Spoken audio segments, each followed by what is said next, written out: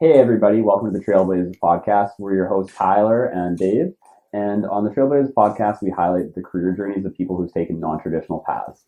We're here to help break down the critical decisions, personal developments, and key factors that help get our guests to where they are today and contribute to where they will be in the And future. we're really looking forward to having you guys join us. So without further ado, here we go. But yeah, Bill, do you want to maybe tell us a little bit about like your work right now, the stuff that you're doing, and yeah, just give like a little bit of an introduction of kind of like what's a typical day like for you right now. Yeah, for sure. Yeah, like I said, I joined this company called Vengage in January. So it basically onboarded a couple, I guess more than a few months back. And I joined them as like their first information designer. Basically, there's just been a growing need for that kind of role in a lot of companies nowadays, right? Where it's the delivery of information and the communication of it is quite upfront with how people get work done nowadays, where it's like we have all this data but we don't know what to do with it, or we have all these customers that need to understand better ways to communicate, right? Because that's what we do. Like, we provide infographics, and we have a tool for people to create their own infographics with like minimal design experience, right? So we create like templates, and the way that it works is our templates aren't just like filled in with lorem ipsum fake text, right? Like, we do the research up front to fill out our templates with like a lot of like highly relevant content, so that when you visit it and you open up a template, like half of the time you don't have to edit a thing, because all of the copy and all of the content inside the template is already relevant to what you're trying to achieve.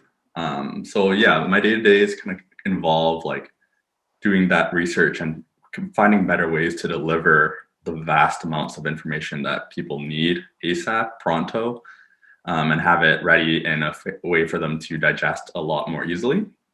And then also, like, as a company, like most companies undergoing growth stages, see a lot of change happening really quick, right?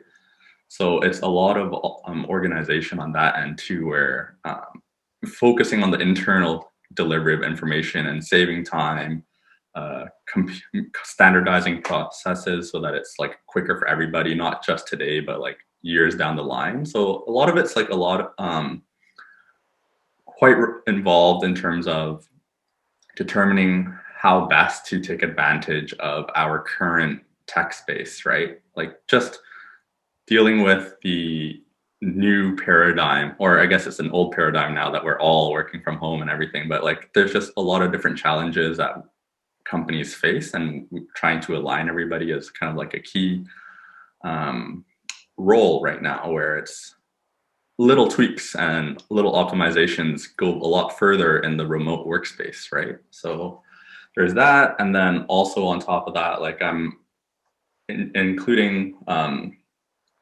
whichever areas of expertise I have in terms of like data visualization, as well as like analysis, and just kind of lending my eyes and ears for like helping people when they need it, as well as like piloting a few special projects where we're trying to dig deeper into how people understand data, basically. So.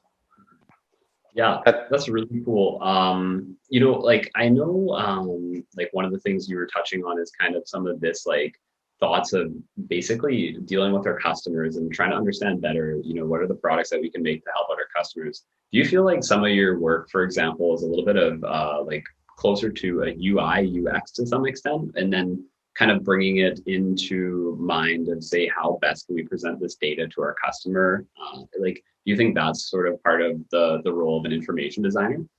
So I came up with this analogy about a week ago, where in companies that have like a product department, marketing, and engineering, which we have those departments, like if that's a Venn diagram, like the role of the information designer is almost right at the middle, where you have to understand the UI UX, you have to understand your customers and how to deliver the information, and you also have to understand the capabilities of your own tool in order to find ways to best communicate, or find ways to best organize and structure the information, right?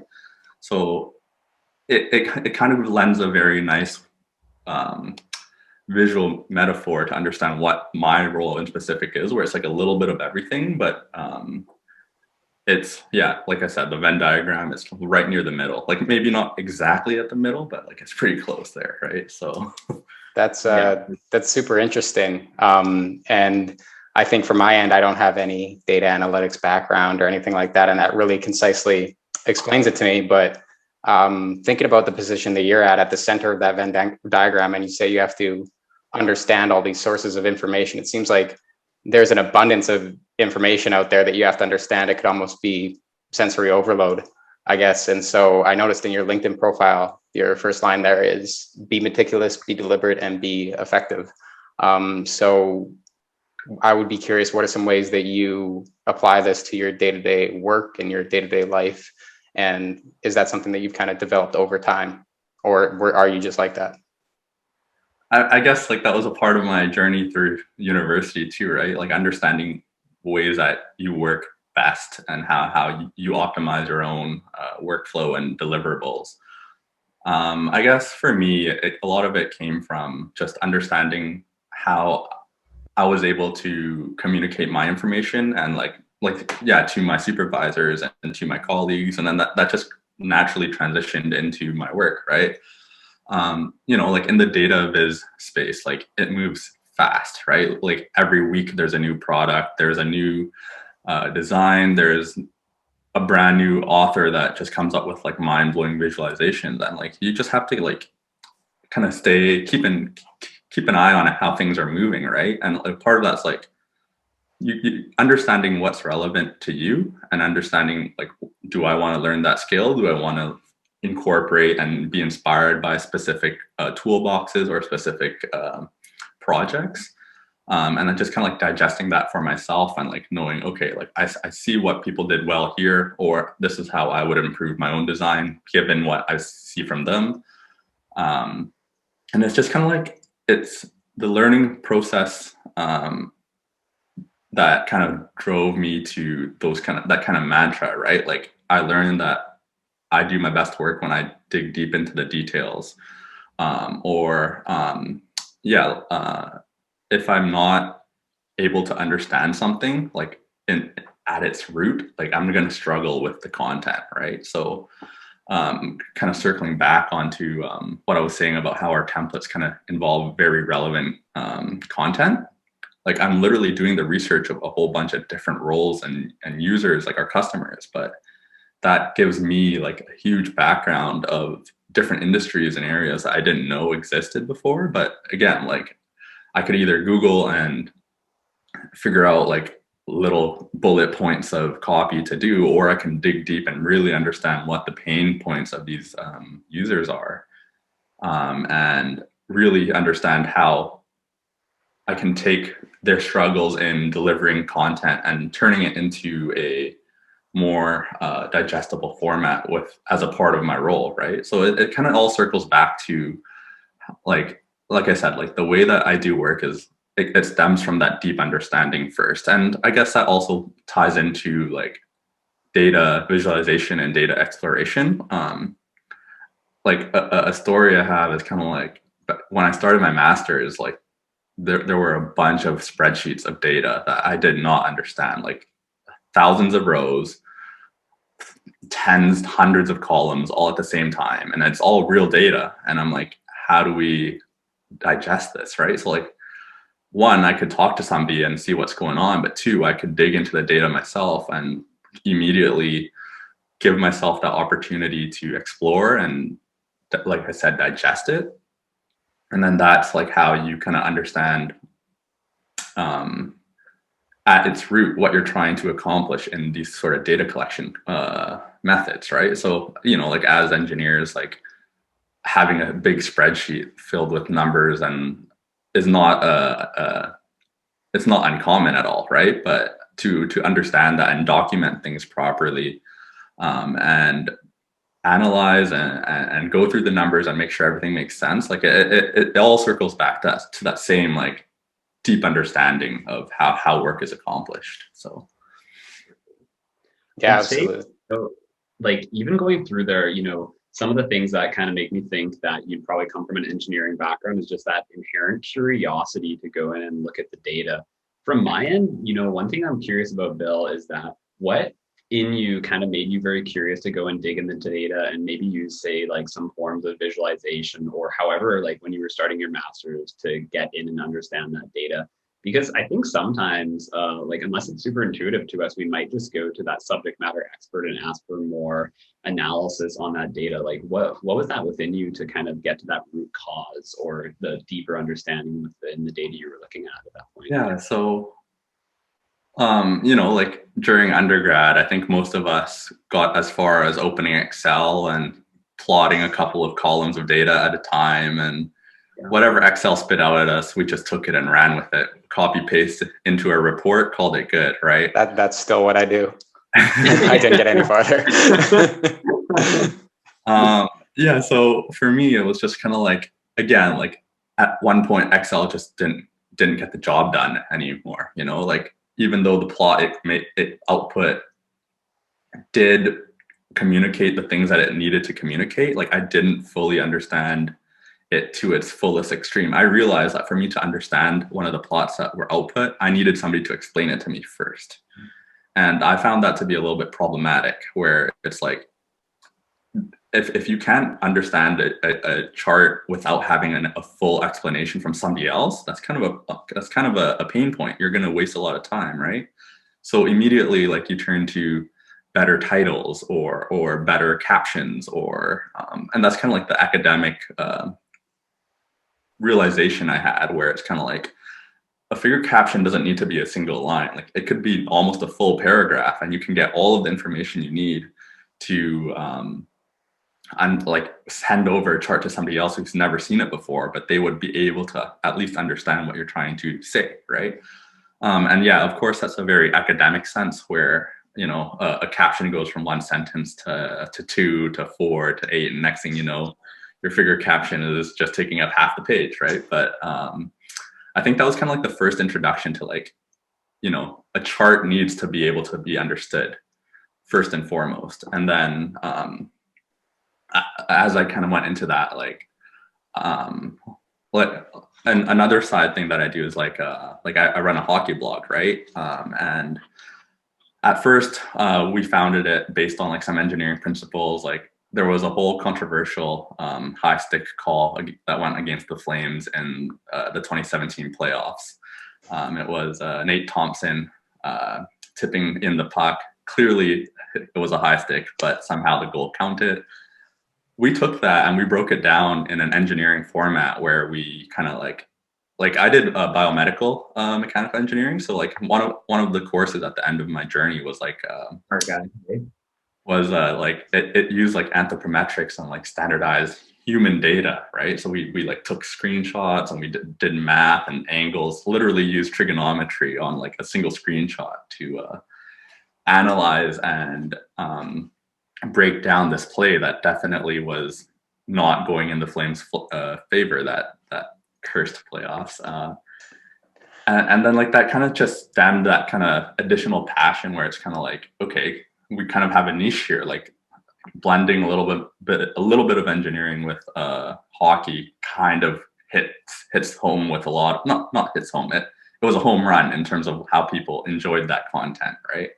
So it gave us an opportunity to think about what we wanted to do with the blog, and we always wanted to push forward with the analysis, the analytics, not just give like opinion pieces, but like back up our opinions with the data. And then as that progressed, and like the win column grew bigger, we just kind of experimented with a different, with more content pieces. And then eventually I landed on data visualization, which I realized in hockey, at that point, it was like, there were people doing data viz in hockey, but I wanted to tell like micro stories, like single stories with the data, where our audience could like see something they've never seen before, right? Like kind of push that data viz beyond x-axis and y-axis and a line chart, So yeah, so that kind of just experimentation and diving into hockey data and thinking about different ways to present it was just kind of like a natural part of the blog's journey. And like ever since, like it's kind of been one of the bigger categories of the blog, where every now and then I'm able to think about a new visualization with data that is not novel. Like hockey data doesn't necessarily mean you're pushing new ground, you're breaking new ground with the data, but the way that you present it, rather than in a table where, you know, you have 600 players and 48 columns of all these fancy stats or whatever, like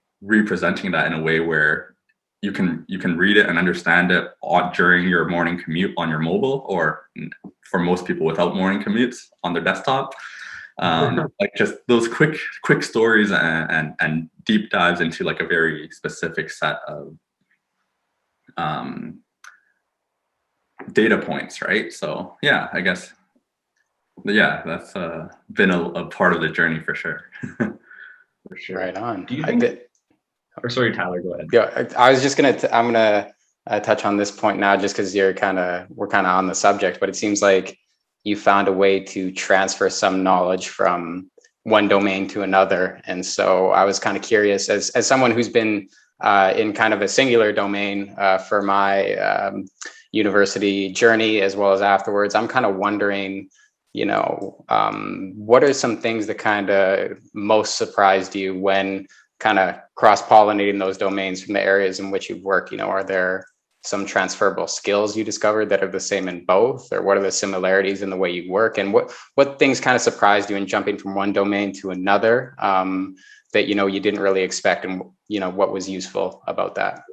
Yeah, for sure. I think at the root of most jobs, you're always trying to solve a problem, right? Like we're there to break down something, understand it, and present it in a way that somebody else can take it and make use out of it. Like turn your research into action. And I think that was true with undergrad. That was true with co-op jobs, and that was also true with grad school as well, right?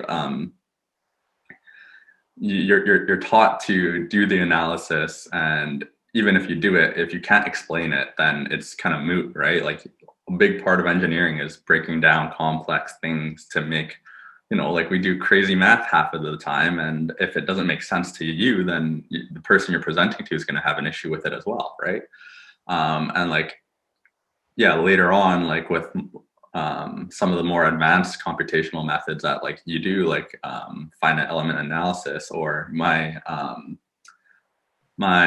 grad studies actually took me into a field called digital image correlation, which, to put it in like a one sentence layman's terms, is if you do motion capture, you have a whole bunch of dots on your suit and you track where things go. So take that and apply those dots onto like a test subject, and you take images of it, and you can actually track the stresses and strains and the motion, I guess, the deformations and the displacements of the object. But you can use how those dots kind of move over an applied load, and then calculate them into strains and stresses, or not just strains, which is kind of like a extremely niche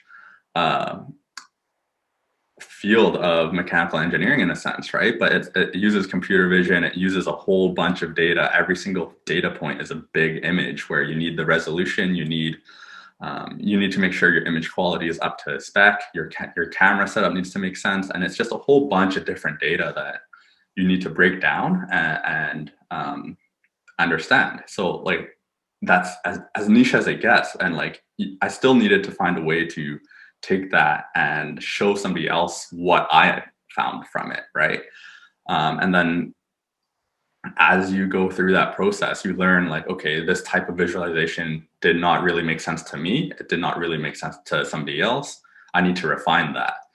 I needed to solve that problem where the baseline is understanding the information, right? And I guess, I don't know, like for some part of the process, it just became like that glaring need of information delivery was so clear that if you don't do a good job at presenting your information and making sure that not just you, but anybody else different from you or not able to talk to you, if they can understand it too, then you've done a little bit better job at documenting or explaining or visualizing or whatever, right? Like all these action verbs that come with analysis, like they're kind of underrated in a sense. And as I transition to this job, it's kind of like the same thing, right? Even though there's no less math involved, the core functionality of it still revolves around the fact that as our attention spans kind of get smaller with the way tech moves and the way the world is moving right now, that kind of aspect where information delivery and digestion and understanding things, it becomes that much more paramount in a lot of people's daily workflows, right? So I guess that was like the area of familiarity that kind of arose for me. And it happened very naturally, right? Like even with the blog, right? Like I write to understand for myself, but I have an audience that I need to make sure they understand too. So just because I create a visualization and I'm like, oh, that makes sense to me, I also have to be able to look at it from somebody else's lens because they're seeing a brand new chart for the very first time. Like they haven't seen this before. How do they understand that? So it's the same thing again, like just because it makes sense to me doesn't mean it makes sense to somebody else. And bridging that gap, I think, is a very very common issue across basically any industry, right? Any job, any role, any company, any industry. It's always a problem that will persist. And I guess that's just one of my goals, where it's just, how do we make that a little bit easier for people, right? Like show them the value of explanation, show them the value of documentation, show them the value of standardizing a few processes that can really save time in the long run, right? And then, yeah, just to wrap up this long answer here, like there were some challenges where, like unexpected things kind of come up out of nowhere where it's like, I guess a part of it is pandemic related, where like I graduated right into the pandemic, like March, I defended in April, right? So it was a long a long time period of uncertainty where, like you apply for jobs and, hiring freezes and stuff just did not really, really help my case at all. Right. So just kind of making sure that I prepped myself for whatever circumstance or whatever role that I would eventually land. Like that was something that was quite important to me. So like, while I kept to date with my engineering and the math, I still looked to different opportunities and different chances to grow out different skills, such as starting to look at, for example, Python and that extra machine learning process. Dave, you remember we kind of talked about that journey for me as well.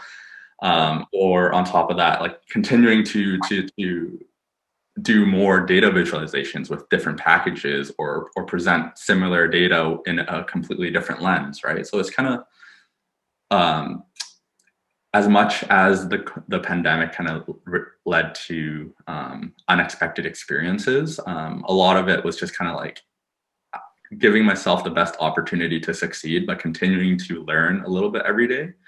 And I guess that made it a little bit easier for me, where even though every day presented a different challenge, I knew that I was heading into it with like I'm here to learn. And if I can take that in stride, then that makes that transition a whole lot easier. And now like in my current role, right, like that same mantra is still there. Like I'm here to learn first and foremost. I'm learning how to fill out my role, and I'm learning how to make things easier for our customers. And I'm learning how to do all of that while fulfilling the core responsibilities anyway, right? So it's that kind of attitude, I feel, is one that helps me navigate the uncertainties, where it's like, okay, if I fail, I fail, but if I fail, I learn, and if I learn, I learn, right? So at the end of the day, that's a big factor that helps the transition. For sure. I feel like, you know, the mindset that you have is kind of a win-win mindset, because in a sense, rather, if you fail, it still can be a great learning opportunity for yourself. And if you don't fail, it's still a great learning opportunity for yourself. So, you know, like the way that you phrase your mind in that sense is always going to put you at kind of a winning situation. So there was a lot of good info in there, and I was kind of thinking about some of the questions I wanted to ask you in between. But the one that you mentioned that I think that would be, you know, quite interesting right now, because we're just going into May, and a lot of the graduates, say within Canada and the US, are about to graduate now, and it's still a pandemic. So you're mentioning that you graduated last April, and then you were also applying for jobs and trying to figure out what you want to do afterwards.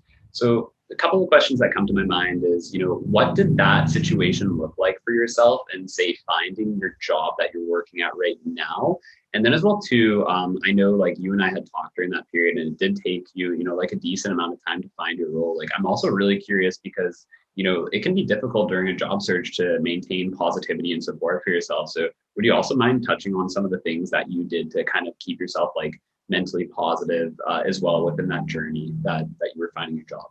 Yeah, for sure. So yeah, my background obviously was mechanical engineering in undergrad, mechanical engineering in grad school. I had every intention of getting a mechanical engineering job first and foremost, right? Like that's my area of expertise. That's my background. That's what I went to school for. Like I love that, right? So I obviously started my job hunt looking at all the different mechanical companies that were hiring. And at that point, that list was so limited, right? Um, After my defense, I started looking for jobs, and like, no matter where you looked, like expectations of having more than one page of good job results kind of just that was a bad expectation to set myself up for, right? Because a lot of companies underwent hiring freezes, and then on top of that, like the skills that were required became, they needed more jacks of all trades, right? Where the ideal candidate had a whole bunch of different things, and if you weren't highly specialized in that one area, then you almost felt disqualified. But I guess that didn't stop me from looking at my resume and looking at their job descriptions, and kind of like not remixing, but understanding how my skill set complements their job description and their job requirements, right? So the full-time job of applying to mechanical jobs at that point became complementing my resume, editing it, and making sure that even if I didn't fully have a skill, like I can show them that one, I can learn it, and two, I have transferable skills from other jobs that I had in the past, or other software, or other journeys that I went through during grad school, right? So that was that first stretch of time where I was applying for jobs at the beginning, it was quite defeating, where no matter how good of an application I felt I had, the default email response was like, "Hey, Bill, thanks for applying. Like, you have a very strong application, but we're just not going to move forward with you at this time, or we're no longer hiring at this time." And you know, like that part it was tough. Like I'm not afraid to admit that, right? Like it takes the wind out of your sails to really think that your application is solid. Like you have a good resume, you have a good cover letter, your LinkedIn is up to spec. Everything, you felt like you did everything right, and yet you didn't even get so much as an interview. I think that at the end of the day, like I had to shift that mindset where it's like, it's not me, it's the world, right? Like all of these companies are struggling with navigating the pandemic and making basically restructuring from the ground up. Like over 50% of all industries or all companies likely had some form of restructuring, whether it's as small as shifting to work from home, or as big as literally changing their product or service, right?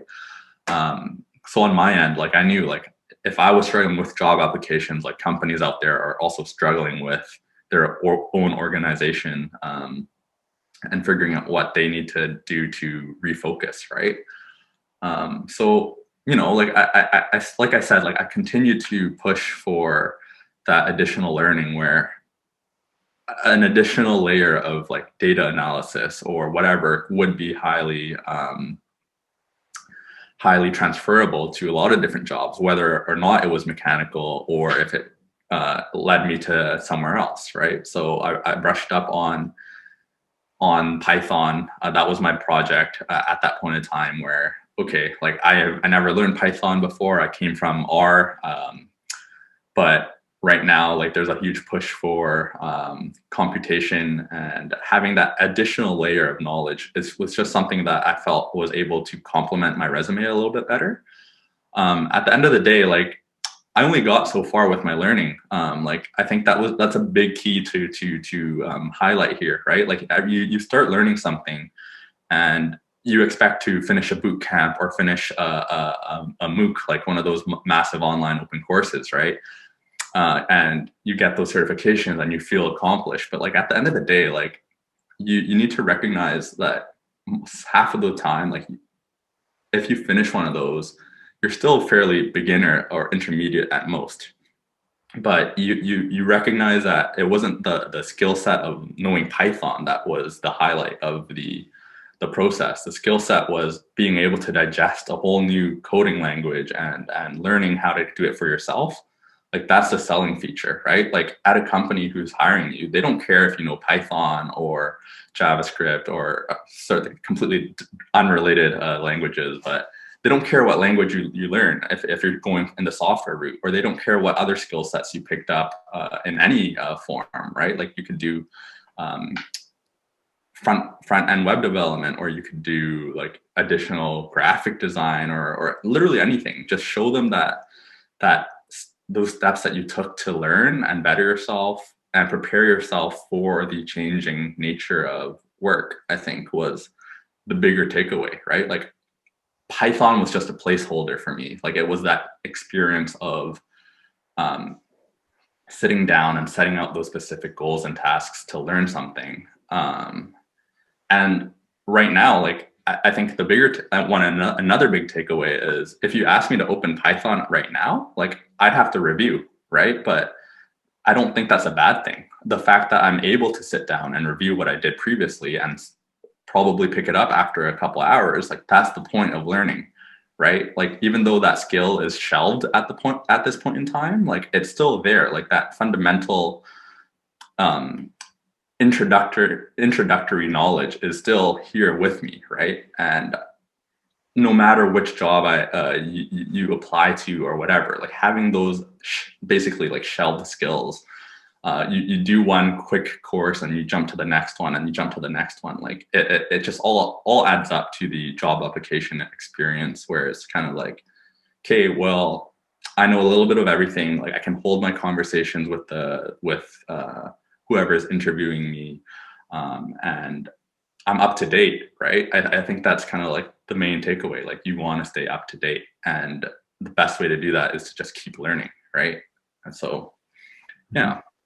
I think, yeah, sure. That's a really important point, and it gives your employer confidence that if you've done a bunch of different things, that it might the tasks they give you might not be the same as what you've learned before, but they're confident if they throw something at you, you'll be able to adapt to it and learn it and solve it quickly, just because you've displayed that over and over again with all the different projects you've done, right? So I think it gives your employer more confidence in your problem solving skill set. Yeah, and just one more point to amend to that too. Don't pick something that you're not interested in. Like, don't just go for the buzzwords of where you see people or yeah, like don't do machine learning just because it's a buzzword, or don't do data viz just because it's a buzzword, right? Like do something that you feel passionate about, right? Of course, you can do it if you want and get one of those quick certifications and at least understand the baseline of it. But I think the first thing that you want to learn as a part of your kind of skill set upgrade should be something that you enjoy and are inherently curious about, right? Like I was curious about machine learning and I wanted to learn a little bit more about it. Am I good at it? No, but at least I can hold my conversations now, right? Likewise with data viz, where it's I learn a little bit at a time, and then now like I it's literally my job to like be good at information design, right? So it all comes from knowing what your own curiosities are and then pursuing those routes. And it doesn't even have to be like a tech-based skill, right? Like there's a whole bunch of hard skills sets out there that, like go learn to cook, go learn to do something that you never did before, but like show them that, like I'm able to understand a recipe and follow the instructions and get from point A from the fridge to point B on the plate, right? Like, and like those skills don't necessarily have to be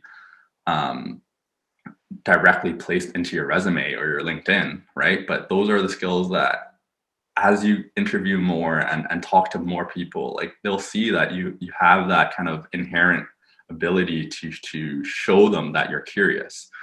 And those things matter a lot too, right? So yeah, like fill in your time with things that you're curious about, right? So For sure. I want to, you know what, actually, Bill, I kind of want to dig a little bit deeper here for you because, your job search was a period of months, right? Yeah. When you were going through that, how were you able, like at the beginning, did you see over that period of time that you were better able to highlight like those things that you were curious about? Or like, was there some way to communicate that with the companies that you were interviewing with to get them to understand, say, some of the niche skill sets that you had? Sort of what you're mentioning now to say to some people that if you want to cook, but show how these skills are transferable to other things that you're doing. How did that process look like for yourself when you were going through the interview process? How did you share that with the companies? So again, like it's kind of like those additional skills that you pick up. It's kind of like a conversational thing that pops up naturally, right? Like as you interview somebody and you're getting to know the company and they're getting to know you, those conversations just kind of pop up without you realizing it. But by having those softer, less resume presentable skills, like those conversations flow a lot more naturally, right? You're no longer thinking about the script that you wrote for yourself heading into the into the interview. You're thinking about how to be yourself. You're thinking about how to be genuine, and those things show, right? I think as you interview and the like some interviews they're quite to the script and you don't really have those opportunities to show them your true genuine self. But other times, like if the interview goes a little bit more off the path, and you have a little bit more opportunities to just again like present yourself in different ways, like like small things that kind of pop up along the conversation, right? Like you don't necessarily have to highlight it, but it just becomes a small aspect of how you talk or like anecdotes of when you answer your questions, right? Like I can talk to you right now about my grad studies and then transition to my blog because it's all related. But like I can do the same thing. Like you can ask a question about like data and my answer might end up at cooking or whatever, right? Like it's just how you find those natural ways to answer. But like the biggest key there is like your answers still have to be genuine. Like it has to be you, right? Like I'm not learning cooking if I'm not enjoying it, right? But if I do enjoy it, then it's something that I can bring up. Like I don't know, like even beginning of the interview, like, hey, how is your day going? Oh, I just finished cooking this massive meal for myself and my family or whatever. Like those little things kind of just they're not something that they're going to note, but it's something that changes the flow of the conversation a little bit more, where they're like, okay, like this person is at least driven in more ways than one, right? And I think it's a way to sell yourself while still remaining true to yourself. And I think that's kind of another skill that is quite important during the interview process, right? Like no matter what you do, like as soon as you lie your way through the interview, like you've screwed yourself, right? Even if they don't pick up on it and you somehow make it to the next stage or that you get onboarded and you're a part of the company, like those things will always surface at the end of the day, right? So I think for a lot of the time when you're prepping yourself for that new job or whatever, like just tell yourself, like, I'm being myself, I'm being real, I'm being honest, and wherever I have shortcomings, I will highlight them as areas of growth that I can potentially pursue, or wherever I do have expertise, I can highlight that as areas that I did already grow in, right? So it's not something to shy away from where if somebody asks you something about a skill or a time that you did something and you really really did not understand why you did something you did in the past, like sometimes those big takeaways come from co-op jobs where you're thrown into the ringer and you do a whole bunch of analysis, but you don't fully understand why you did it. Like, just say so, right? Like, be like, I did a lot of the math and I understood the math, but I didn't fully understand the function or the reason. But I took that as an opportunity to talk to my supervisors or to my mentors to really dig deeper. And even though I did what I was asked of me, like, I took that opportunity to really learn why I had to do the things I had to do. Right. So again, like, be true and utilize those skill sets, whether they are on your resume or not. Just take that opportunity to pitch yourself in the most genuine way as possible, right? For sure. Speaking on terms of growth and say like the kind of hitting adversity, I know there was a time during your master's that you were already maybe say like 8 months or a year into a research project. I remember you and I talking at that point in time. And there was something with, I don't know, like a research partner pulling out, and then pretty much a lot of your master's focus was completely up in the air. So one thing that I'm kind of wondering with this situation for yourself is, when you face that adversity, how did you kind of frame that as an opportunity for yourself to grow? And also during that time, do you think that kind of also helped you lead into, say, focusing a bit more of your efforts on the things that you really like doing, kind of like what you're mentioning right now? Yeah, so a little bit more background there. I literally restarted my grad studies project like 1 year into it. Like, I was already starting manuscripts. I was already like deep into the analysis and the data collection, and that just it literally just went up in flames, right? Like, it wasn't a good time for me, especially to get that news where, okay, this research project is no longer going to be a part of my own master's journey. But like, I took some time to digest what was going on. I looked at the calendar. I'm like, well, my plan to finish in 2 years, is that still possible? A lot of people would tell me no. Me today would tell my past self no, but my past self during that time was like, yes, let's go for it. Like, let's do a deep push, figure out all of these new things that I have to figure out as fastly and efficiently as possible, right? And I think that kind of, for me, it lit a fire in me where it's like, I wanted to prove to myself first and foremost that this adversity was nothing more than a hurdle. I wanted to get as much of it done as possible and still aim for that 2-year window of completion. And I realized, like, I wasn't going into it like ultra optimistic with expectations that I was 100% going to finish that summer, but I was going into it with a reasonable goal where, if I put in the work every day for the next year, I still have a real shot at finishing this come summer's end, right? So, like, we took the opportunity to look at the projects available and look at what equipment and resources we had, and just redefined my project. It was still related to the same thing where, like, my project involved like orthodontic biomechanics. So figuring out the forces and moments and everything that goes on when you get braces, right? It still revolved around that area, but it was just a completely different setup, different materials and different tools and software to do the analysis and whatnot, right?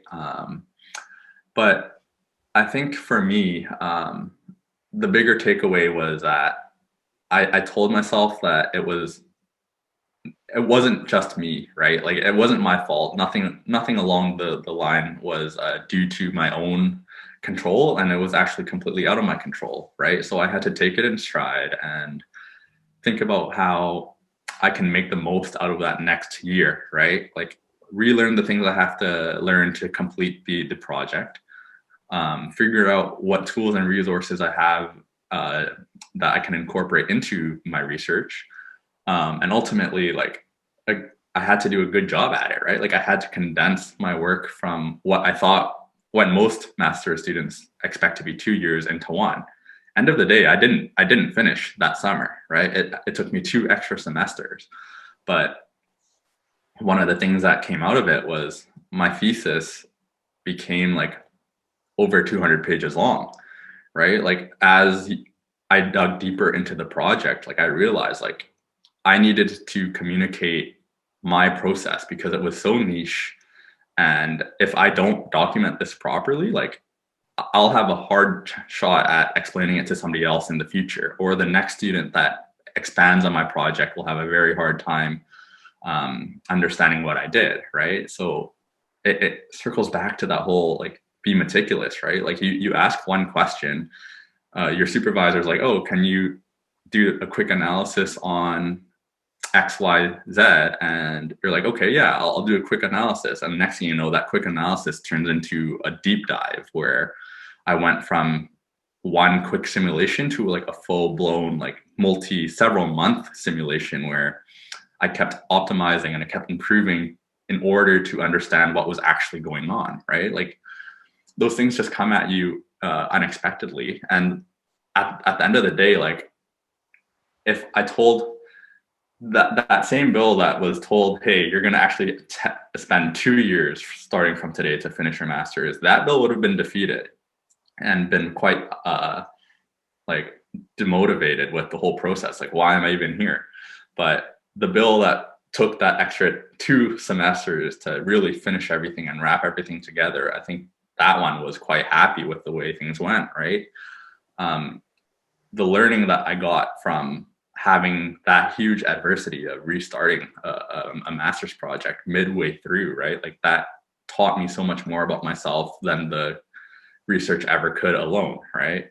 So I think the learning as a part of my journey was like tenfold, where, you know, you learn about the content, you learn about the math and the physics behind all of it, but you also learn a lot about yourself, right? And that resilience that you build and that ability to take things as they come and make it the best out of it, right? Like it doesn't matter if you don't finish on time. Like there is no timeline. The only timeline you have is your own, right? But comparing yourself to somebody else's where you'll stumble right out of the gates, right? Like I spent the right amount of time to learn the right things I needed to learn and to accomplish the things I needed to accomplish. So, you know, like a calendar doesn't mean much, and especially not today during the pandemic, right? But end of the day, like it all came down to me being happy with my final result and being able to overcome that what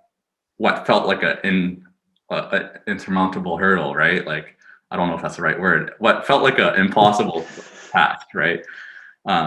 You break it down one day at a time, and you come out of it knowing yourself a lot better than you did coming in. So that's a really interesting point. And you mentioned it not just in that example, but a few times over the course of the interview.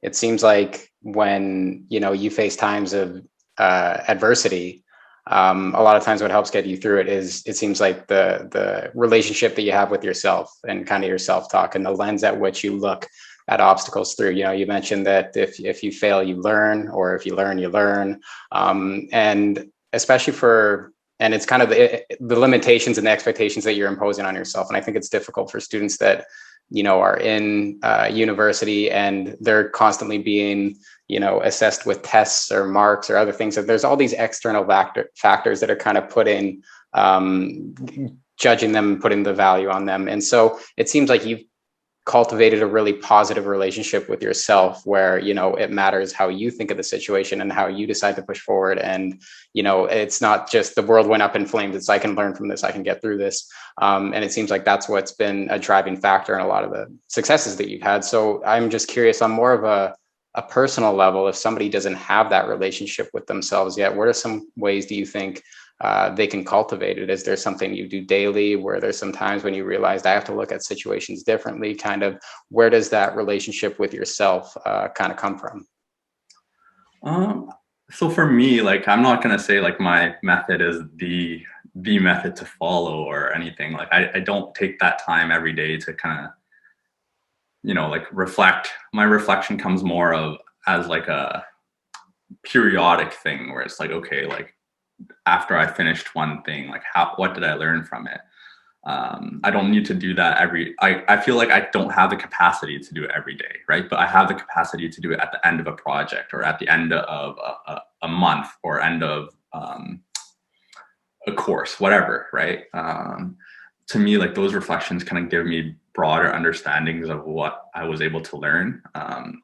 Did I even learn everything I needed to learn? Like half of the time in undergrad, I definitely did not do this in undergrad, first and foremost, right? Like I didn't take that time to reflect, but like if I were to reflect, like that grind of being in X number of courses at the same time, like I was only as effective as I could be. And that's, you come out of that with a set of skills and a set of knowledge that you have, but knowing that you're able to learn that if you need to, relearn it at a job if those responsibilities come up, or know where to look for the next set of theory or math or whatever else you need. Like that kind of reflection where it's like, okay, like I was introduced to something new and I learned some percentage of it, because I did not learn 100% of it, right? I don't think many students walk out of every course saying, yeah, I understood every course to its fullest capacity. Right? Like those guys exist. Those people are there, but like it wasn't me, right? Like my learning was a lot more practical and a lot more. I learned better like when I actually did the math or did the simulations or whatever. And that kind of when I realized that my learning was compounded a lot more efficiently when I had the hands-on practice, like that was when I kind of realized, okay, like for me at least, if I'm able to introduce myself to new content to learn and just kind of dig into the numbers or dig into the code or dig into the textbooks a little bit more, like that's how I make it work for myself. And I think that journey, it's not the same for anybody, right? Like I would bet that your learning journey was quite different from mine and different from Dave's. But what it comes down to is just taking the time to figure out what went right for you as a part of your journey through university, or not just university, but like through whatever endeavors you partake in, right? Like what works, what didn't work. Those kind of small reflections kind of compound over time, right? Because you learn the first time it wasn't super efficient. You pulled out your hairs. You didn't understand why you got the grade you got. The second time around, you're like, okay, well, clearly my studying didn't work. I need to change. Or the third time around, you're like, okay, well, taking notes on my laptop was actually detrimental. I'm going to go back to the notebook. Or whatever, like those little optimizations for yourself. Like I think it's not something you have to do, but it's something that as you progress through life, even, right? Like just knowing what works, that's something that will always help you, right? Like I think even at your job, like I'm working from home, and yeah, I could take notes on the cloud or on a Word document, whatever, but I don't. Right? Like I still prefer, I realized actually at first I probably would have taken a lot of my notes using software, but I realized that for the bigger tasks, like I needed to write it down. And that's just kind of like, that worked for me. And that's not going to work for everybody. And a lot of people make huge uses of like those hundreds of tools that exist, like Notion or whatever else out there. Case in point, Dave. Yeah, exactly. Right? Like it's just figuring out what works for you and making the most out of your own personal growth journey, right? So I think if anybody was to take something away from this, it's like no growth journey is the same for any two people, right? What works for me won't work for you, and what works for you won't work for me. you can learn from other people and start implementing, but like you can try to learn something new. Like even talking with Dave last year, like he got me onto Notion. It worked for me for a few months, but then eventually I just stopped, right? I realized like this, even though that whole infrastructure is really powerful, it just wasn't the right tool for me. And I did not get more benefit from using it than I did literally just pen and paper. And if somebody tells me like, oh, why aren't you using Notion? I'm like, well, it doesn't work for me, right? Like it worked for a specific set of action items or whatever I needed to do. But now, like as my responsibilities in my job and in my life and just in a brand new city or whatever, it all changes. Or even with a new puppy now, right? Like I just don't have the capacity to open up a document, organize its structure. Like for me, having that pen and paper like that just helps. That makes things click a lot more in my face, right? So I think just a part of understanding your learning is it comes from experimenting. It comes from trial and error. And I think that's one of the quickest ways I learned about myself, right? Like I tried everything. And if it didn't work, I stopped. I didn't give up on it. I just said, hey, I got the use that I was able to get out of this tool. I'm no longer going to use it because it no longer serves me in my own growth process or in my own learning process, right? Is pen and paper the way to go? For me, I'm going to say yes, right? Because it just works. And like I can always recall where I wrote something because I know where it is in my notebook and I can find it. And if I need to digest that, redigest that information and give it to somebody else, that's when I put it onto Notion or put it onto Google Docs or whatever, right? But for me, like with the main tasks, like I know where it is housed in my physical notebook. And like that, I think that's just a huge example where it's like, you don't have to conform to anybody, right? Like you just got to do what's right for you. So no matter how fast tech moves or how fast the world moves, like as long as you know that the steps you are taking are better for yourself, then I think you're still coming out of every day with a little bit of a victory, right? So yeah, absolutely, man. On like, kind of one of the things that I was thinking too when we were talking about Notion, obviously I'll apologize to Notion on your behalf. I tried to do the internal marketing job for them, but I failed. I got Tyler on Notion too. So yeah, I mean, he's got me on Notion. I'm starting to think he's an affiliate marketer, I'll have to give back the affiliate marketing dollars I got on your behalf, Bill, but it is what it is. But I think, one of the things you were touching on too is just trying everything, right? And this is one of the things that I think about too, even just sharing between the three of us. Like living outside of Canada, I realized that like my parents literally just gave me free range to do whatever I wanted to do as a kid and as an adult, like as a young adult, not put any kind of limitations on what I could do.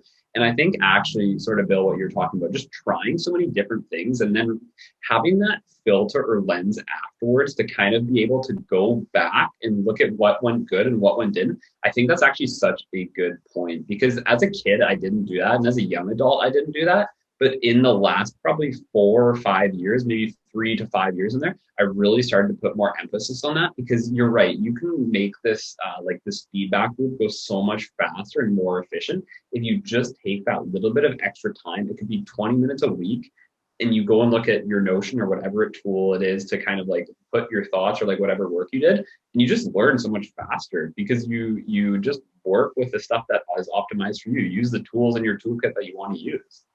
exactly. Couldn't have said it better.